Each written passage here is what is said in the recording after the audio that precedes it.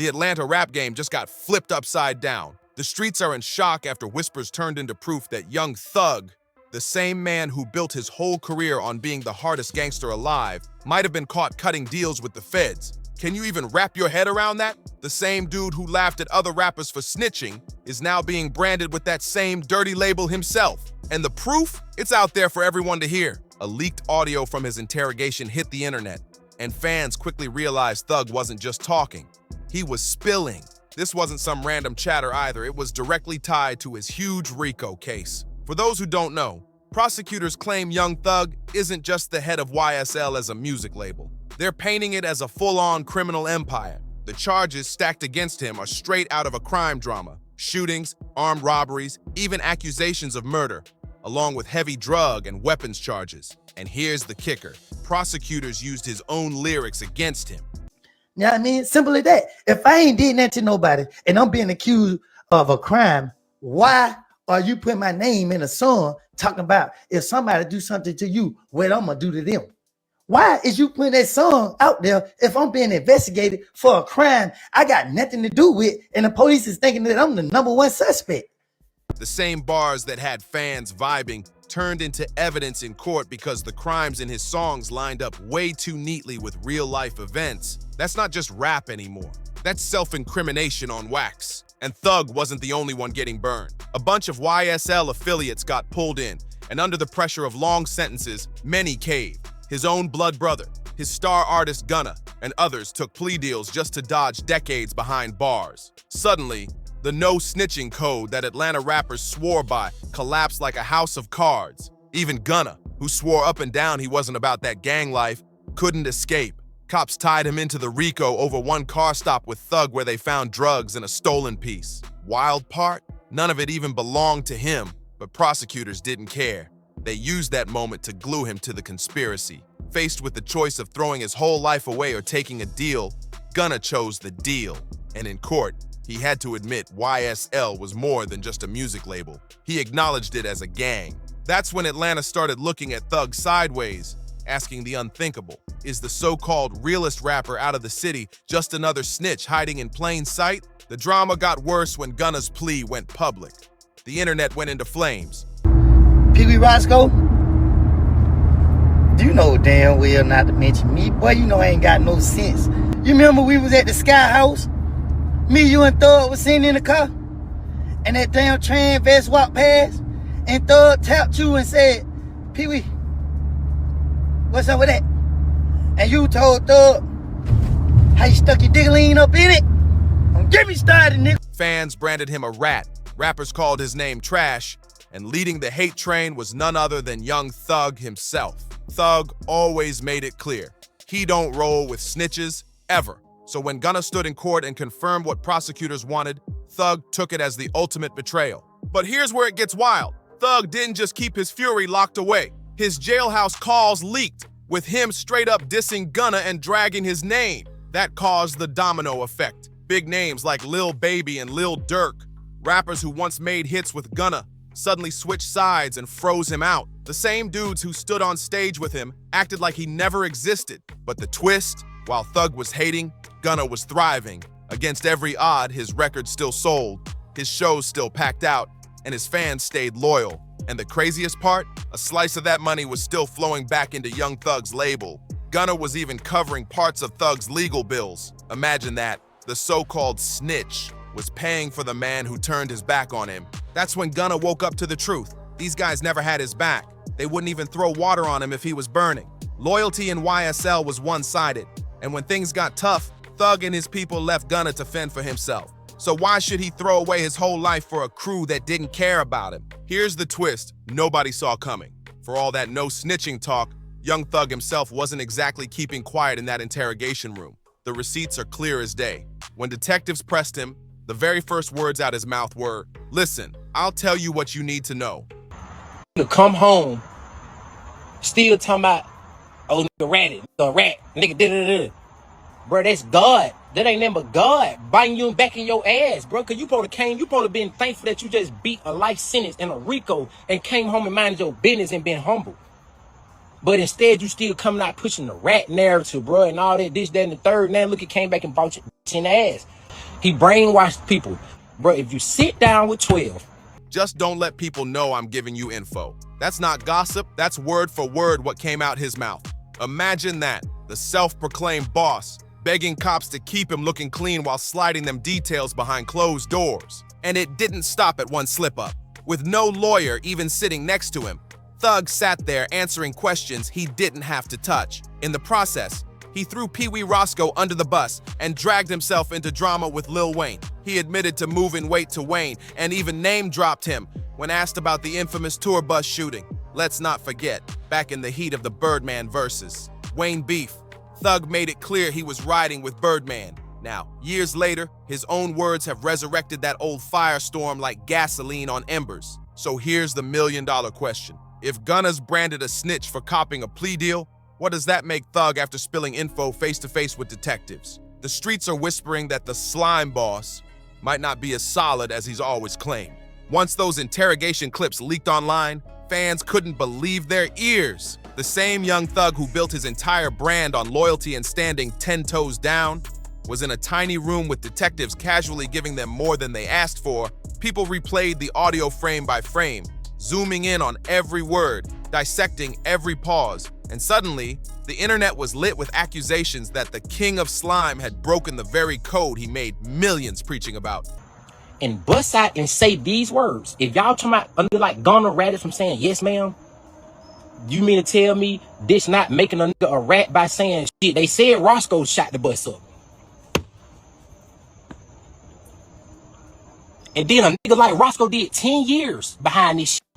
And you just got on the internet tomorrow, a nigga didn't rat on you? Boy, your ass so brainwashed, it's sickening. And that's not even the wildest part. While Thug was clowning Gunna for telling, the paperwork kept stacking higher and higher. Almost the entire YSL camp had folded already. Affiliates were dropping statements left and right. Friends were cutting deals to save themselves. And one by one, the dominoes toppled until hardly anyone was left holding firm. The same crew that once screamed slat in every track was now screaming yes sir in front of a judge. Even Thug's own brother Unfunk blindsided fans when he took his plea deal. People couldn't believe it. The man who had stood shoulder to shoulder with Thug on stage, rapping loyalty into the mic, was now free while leaving his big brother to face the harshest charges. Social media was on fire with the irony. Thug made loyalty his trademark, but the whole YSL machine was collapsing because nobody stayed loyal. But let's keep it real. Prosecutors weren't just lucky. They played this like chess. By loading the entire crew with heavy RICO charges, they created pure panic. Some were staring down 20, 30 years if they didn't talk. So when the first one cracked, the rest followed. It's a sad day in Atlanta right now. We have an old homeless dude by the name of Roscoe who has lost his Section 8 apartment due to the fact he was found guilty of dick riding in the first degree.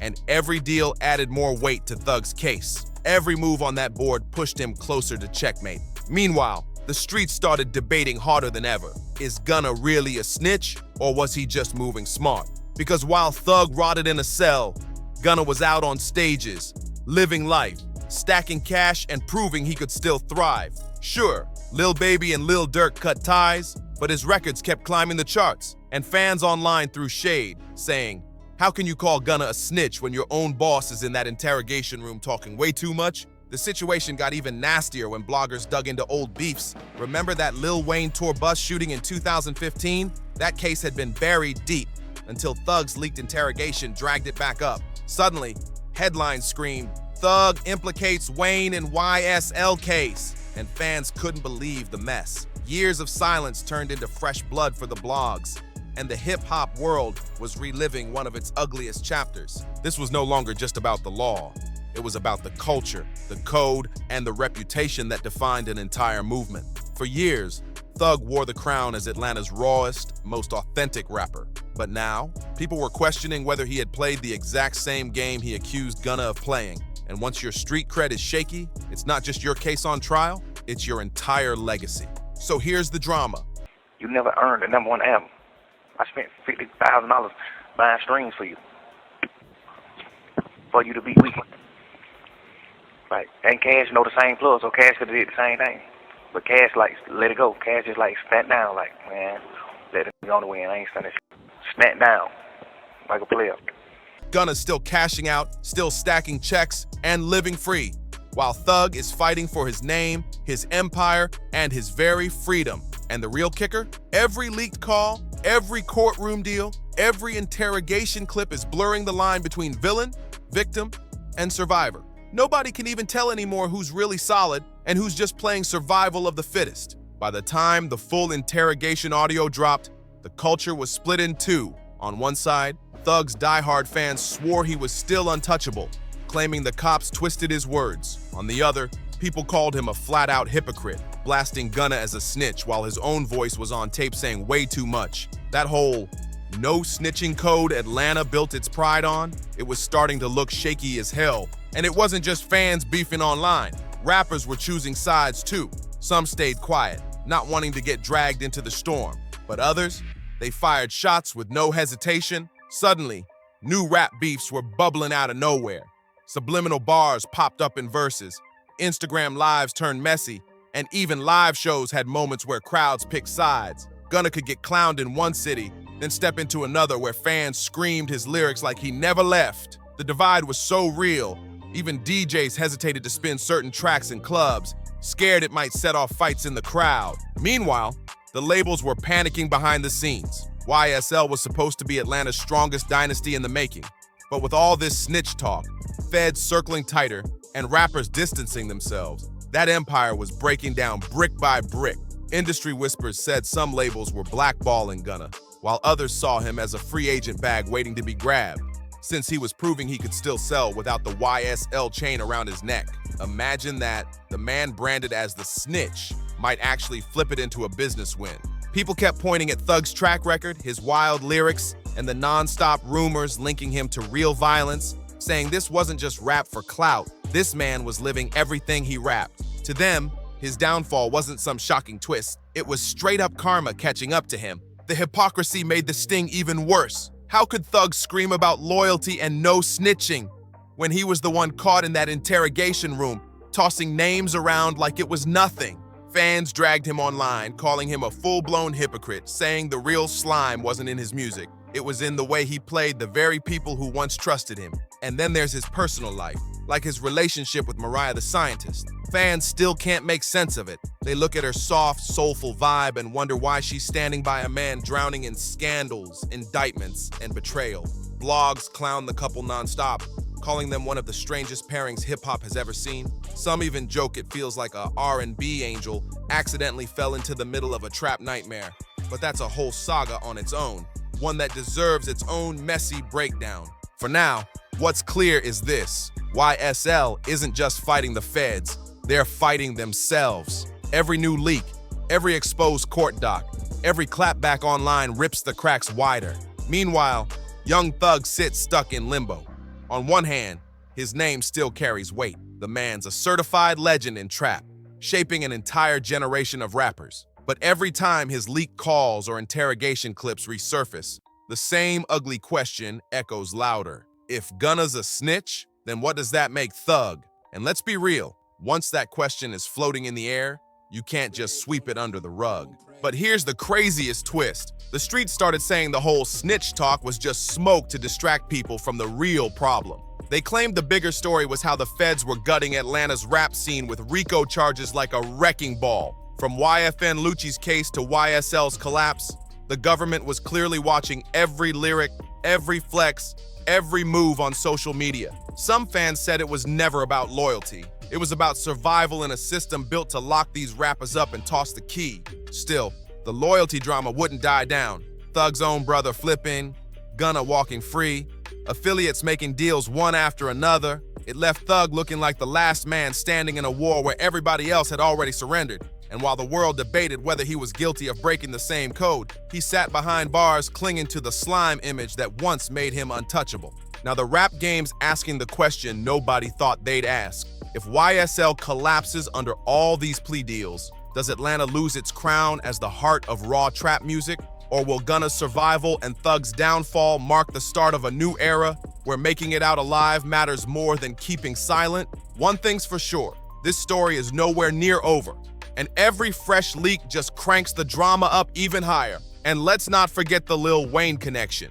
That beef went from rap competition to straight-up street chaos. For years, whispers claim Thug sent Pee Wee Roscoe to handle Wayne's tour bus.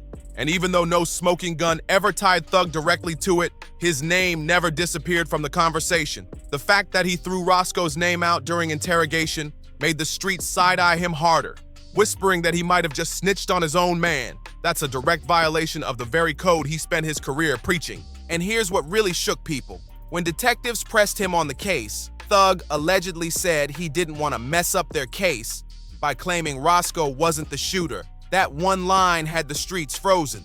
Why would he even word it like that unless he was trying to cover himself? Instead of shutting the whole thing down, he left Roscoe's name hanging in the air like bait, and that move might haunt him forever. But here's the twist. Roscoe himself came swinging to defend Thug, flipping the heat away from him and throwing shade at the rest of YSL. That single move cracked the dam, and suddenly, the whole YSL camp went into full implosion mode. Rollo, Mondo, Woody, dudes who once screamed "Slime forever," standing shoulder to shoulder with Thug, jumped online and started airing out every dirty secret they had. Paperwork started flying like mixtapes. Fans couldn't keep up, and the mess spilled far beyond the courtroom straight into every corner of social media. It got so ugly that people realized this wasn't even about the feds anymore. YSL was literally eating itself alive. Allies became enemies. Loyalty turned into betrayal, and everyone pointed fingers at each other. What used to be Atlanta's tightest, most feared rap squad was now a soap opera of chaos, accusations, and non-stop clapbacks. And the wildest part, outsiders piled on too. Fans and commentators shredded Thug's image, calling him sneaky, messy, even ruthless.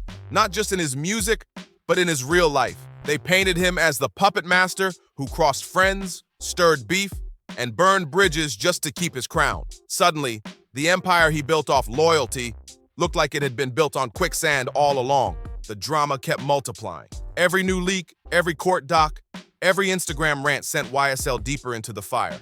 Rollo went off online, claiming the loyalty Thug bragged about was fake from day one. Mondo doubled down, blasting Thug for playing both sides whenever it suited him. And Woody, he brought receipts, dropping accusations and pulling names nobody expected to be tied into the case. The feds couldn't have asked for better fuel. The crew was tearing itself apart in public, handing prosecutors evidence on a silver platter. Fans were in disbelief. The same camp that used to stomp on stages together was now exposing each other in Instagram lives and Twitter threads. Paperwork started popping up like album covers, and every denial was followed by another document proving otherwise. It wasn't just a case anymore. It was a circus of betrayal, with the world watching like front row spectators. And here's what made it worse. Industry insiders said this wasn't just the feds bringing Thug down, it was karma. For years, whispers said he played grimy behind the scenes, crossing friends, stirring wars, and making ruthless moves just to hold power. Now those same ghosts were crawling back, ripping his empire apart from the inside. Meanwhile, Gunna was living like none of it mattered. Every sold-out show, every chart-topping single, every viral video, it all made Thug's situation sting more for the fans still clinging to YSL. How could the man branded as a snitch be winning while the self-proclaimed boss was drowning in betrayal and locked in a cell? The comparisons lit social media on fire, and the debate wouldn't die down. And then came the personal angle. Thug's relationship with Mariah the Scientist. Fans couldn't stop asking, why would someone as soulful and talented as her stay tied to a man so deep in scandal? Was it loyalty? Was it love? Or was it just the glow of being linked to one of rap's most controversial figures? Whatever the truth, their pairing only made Thug look even more unpredictable, and Mariah became collateral in a storm she never asked for. Things went left quick when a clip from one of her shows went viral. A fan held up a sign that read, "Tell Thug he's a rat." The crowd went wild. The internet went crazier. And just like that, Mariah got dragged into the middle of the YSL mess. But the bombshell came when a leaked jail call between Thug and 21 Savage hit the net, and it painted Thug in the worst light yet. Nobody knows who leaked it. Some said Gunna's team, others claimed the DA dropped it for extra damage. But one thing was clear. It made Thug look completely unhinged. On that call, Thug let secrets fly.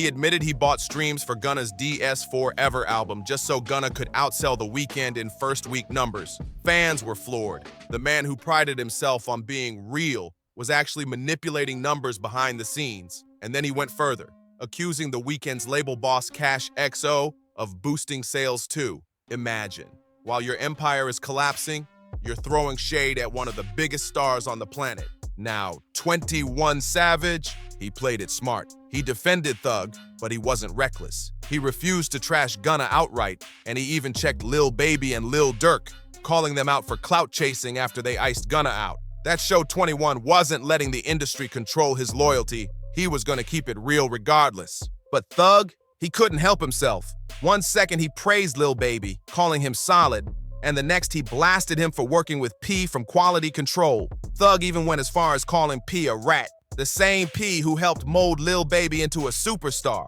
And then he took shots at Gucci Mane too, saying Gucci got soft after prison for linking back with P. Can you believe it? Thug calling Gucci soft, when his own interrogation tapes proved he was the one cracking under pressure.